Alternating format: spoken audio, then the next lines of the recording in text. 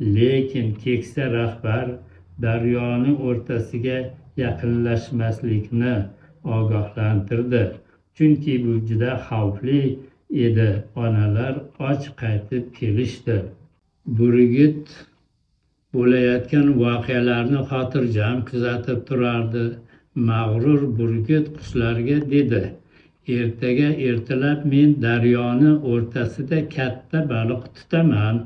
Shunda siz qaysi birimiz kuchli va jasoratli ekanligimizni bilib olasiz.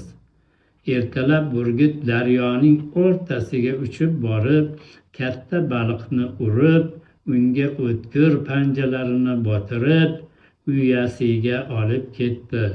Bir ozdan so'ng yana katta baliq tutish uchun qaytib keldi.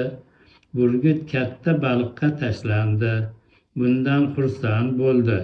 Albatta, u o'z g'ururidan rozi edi. Ammo lekin boshqacha bo'lishi ham mumkin. Katta baliq daryoning qa'riga sho'ng'ib burgutni o'zi bilan tortib ketdi. Burgut suv ostida ko'zdan g'oyib bo'ldi.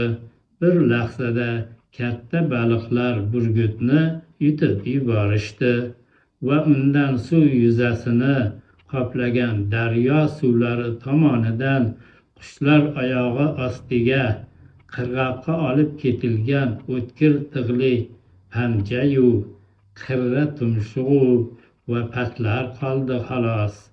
Bu har bir mag'rurning jazosidir. Aziz bolajonlar, bu qushlar talqinida yozilgan bir ertak, ammo lekin biz insonlarga ham taalluqli.